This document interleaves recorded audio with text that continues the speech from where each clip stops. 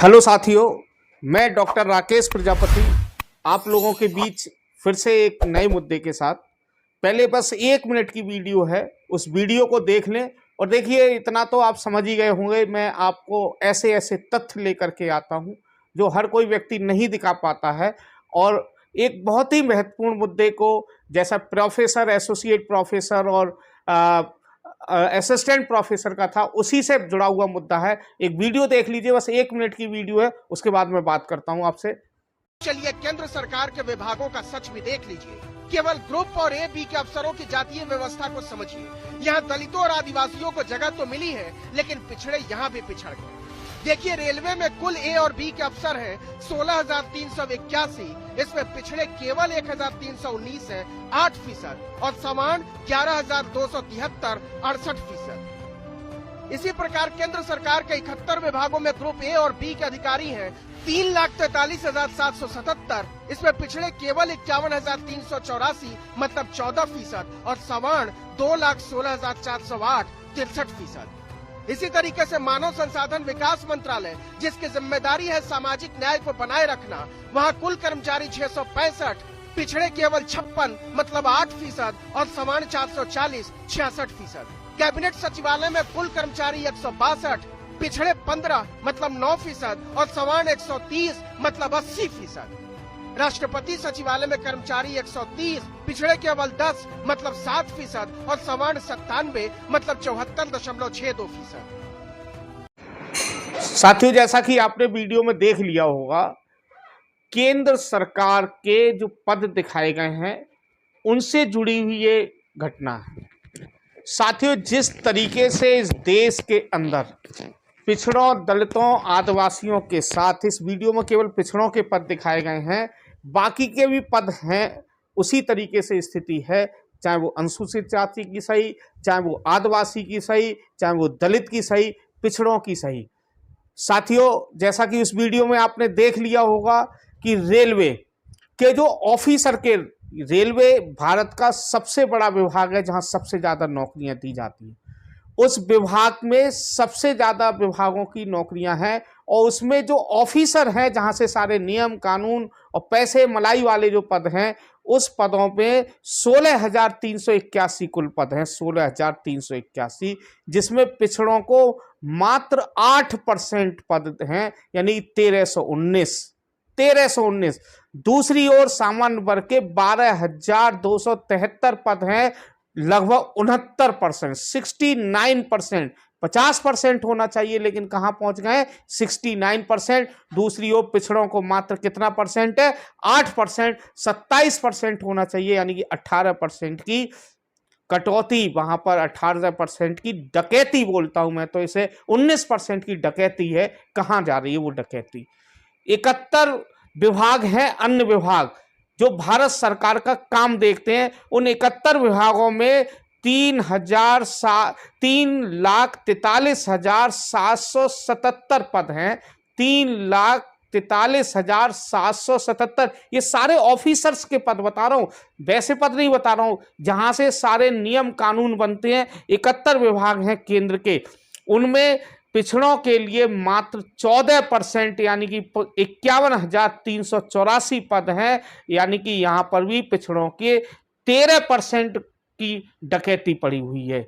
दूसरी ओर सामान्य वर्ग की बात करें तो 2,16,400 पद, 63%, 50 की जगह 63%, 13% की। साथियों, HRD मंत्रालय, ये वही मंत्रालय है जो बच्चों की शिक्षा, दीक्षा, एजुकेशन देखता है, जिसे एजुकेशन मिनिस्ट्री का नाम भी कहा जाता है। एजुकेशन मिनिस्ट्री, जहां से सारे शिक्षा के नियम कानून बनते हैं। सोचिए, इसीलिए आपको शिक्षा से दूर रखा जाता है, शिक्षा से वंचित किया जाता है, शिक्षा से के पास भटका नहीं दिया जाता है, आपको उल्टे सीधे कामों में उलझाए रखा जाता है। उस HRD मंत्रालय में, यानी कि एजुकेशन मिनिस्ट्री में 665 पद हैं बड़े अधिकारियों के। उस 665 पदों में मात्र 8% पिछड़ा है, मात्र 8%। 56 लोग हैं, यानी कि 19% पदों की पिछड़ों की यहां भी डकैती पड़ी हुई है एचआरडी मंत्रालय में। और वहां दूसरी बात करें सामान्य की, तो सामान्य में 130 पद हैं, यानी 80%। 50% होने चाहिए, 80% यानी 30% ज्यादा है। ऐसे ही दूसरा है कैबिनेट सचिवालय, जहां पर 162 पद हैं। उस 162 पद में 15 पद मात्र पिछड़ों के हैं और 9% है, यानी कि 18% की डकैती यहां भी पड़ी हुई है। और एचआरडी मंत्रालय में 448 पद, यानी कि 66% जो है वहां पर जो है सामान्य को दिए गए हैं। और कैबिनेट मंत्रालय में 130, यानी 80% कैबिनेट सचिवालय, यानी जहां से सारे कैबिनेट के नियम कानून बनते हैं, वहां की स्थिति बता रहा हूं। तो आप सोचिए, पिछड़ो 80% वहां पर कौन हो गए, सामान्य वर्ग के। 9% कौन हो गए, पिछड़े। तो कितना बचा, 89। 11% में हमारे दलित और आदिवासी दोनों आते हैं। राष्ट्रपति, जहां से सारे और नियम कानून की जब मोहर लगती है, उनमें 130 पद हैं उच्च पदाधिकारियों के, वहां पर मात्र 10 ओबीसी के हैं, मात्र 7%, यानी 20% की कटौती है, 20% की कटौती। भाई सामान्य वर्ग के वहां पर 97 लोग हैं, यानी 75% हैं। साथियों, क्या है इस देश में, ये स्थिति तब है जबकि पिछड़ों के लिए मंडल कमीशन और अनुसूचित जातियों के लिए आरक्षण की व्यवस्था की गई।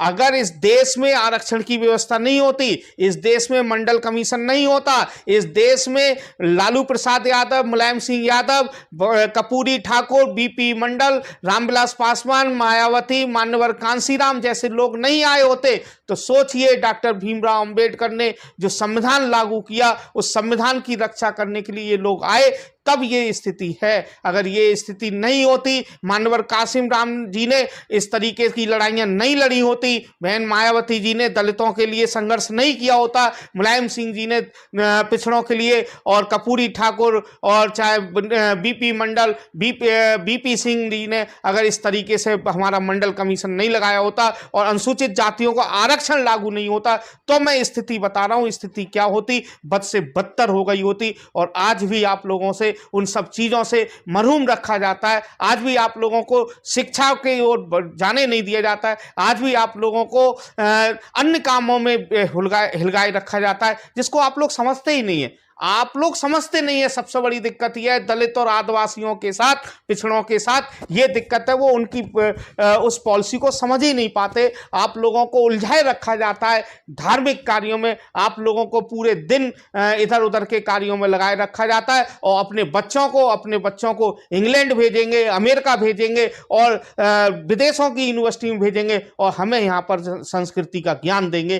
तो इसलिए मैं आप लोगों से निवेदन करना चाहता हूँ, इस वीडियो को ज्यादा से ज्यादा शेयर करें और ध्यान रखें, अपने बच्चों को कुछ दिलाएं ना दिलाएं, पढ़ाने पर ज्यादा फोकस करें। चाहे एक वक्त की रोटी कम खाएं, एक वक्त का खाना कम खाएं, चाहे फटे कपड़ों में रह लेना, चाहे एक टाइम का खाना सूखी सब्जी से खा लेना, चटनी से खा लेना, लेकिन बच्चों को शिक्षा जरूर दिलाएं और बच्चों को आगे बढ़ाएं। मंडल कमीशन बताएं, आरक्षण बताएं। बहुत बहुत धन्यवाद। बहुत